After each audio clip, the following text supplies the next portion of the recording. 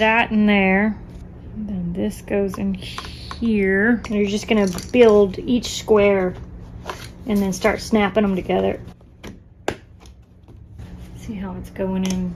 Some of them go here and some of them go into the four corners. So this one here, you're gonna put it on there like so. Just make sure you get it in the slot properly all the way over.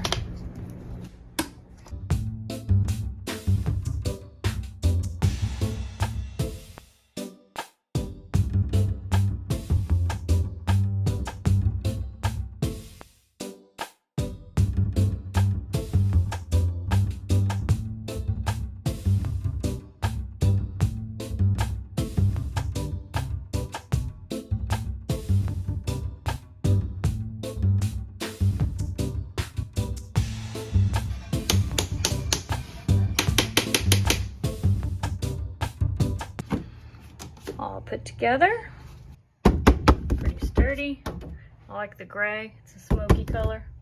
I'm adding it to the top of a dresser so that I can take the little gray things out of there, put them in here, move that over, and give some more floor space here.